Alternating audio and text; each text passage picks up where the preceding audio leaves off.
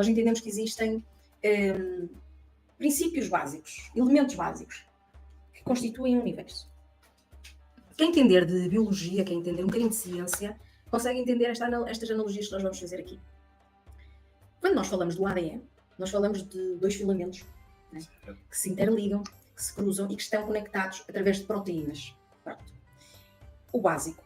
As proteínas são o básico, o tijolo constituinte do ADN, certo? Essas proteínas são só proteínas. Mas quando elas se relacionam entre si e se conjugam de diversas formas, elas expressam-se de uma forma ou de outra.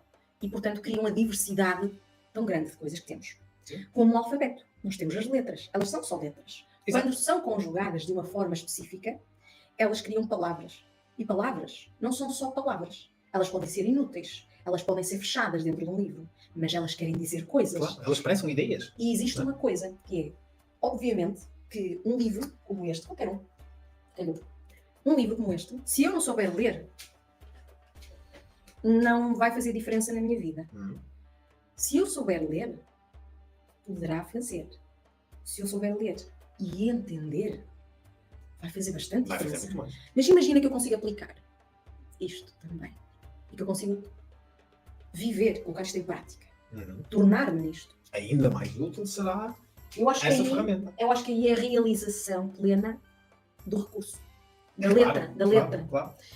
Isto é igual em astrologia. É a mesma coisa, que é, se nós temos os elementos básicos constituintes do universo, e quais são eles? São arquétipos, são elementos que, conjugados, fundam arquétipos, fundam organizações de coisas, formas, não é? Então imaginem que nós temos um arquétipo A, B, C, D. Pronto. Estes arquétipos são formas fixas, não há mais do que isto. Qualquer coisa que exista sobre a Terra vai ter que ter uma dessas formas. Ou a A, ou a B, ou a C, ou a D.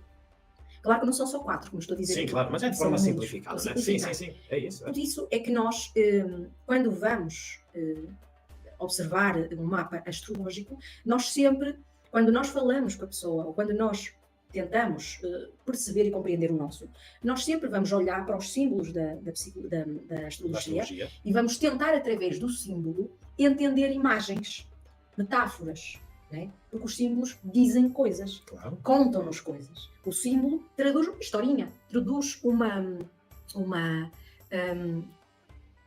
parábola, algo que nos permita ter uma ideia do que é que nos está a querer dizer. Esta historinha é que nos vai tentar acordar dentro de nós o aspecto inconsciente que vai reconhecer na história algo de nós. E perceber aquilo como verdadeiro. E vai reconhecer na história algo seu. Exatamente. Mas não é muito consciente.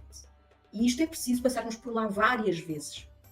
Para então, quando já despertos, nós vemos-nos absolutamente refletidos como um espelho, e ao vermos o símbolo, e ao percebermos a história, e ao sentirmos a história, porque neste momento já vemos a história como um espelho, nós encontramos-nos com o arquétipo, que é essa forma primordial que os elementos básicos do universo construíram.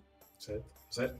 E o que é incrível é o homem mergulhar em si próprio para voltar a regurgitar-se. Mesmo, extrair lá de dentro do inconsciente. E encontrar o espelho que a astrologia lhe trouxe e encontrar-se com o arquétipo universal.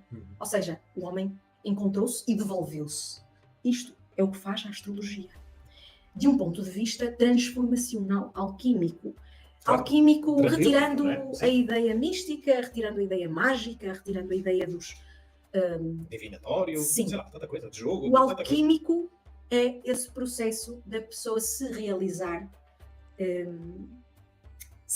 enquanto indivíduo superior. Claro. Portanto, é esse caminho vertical.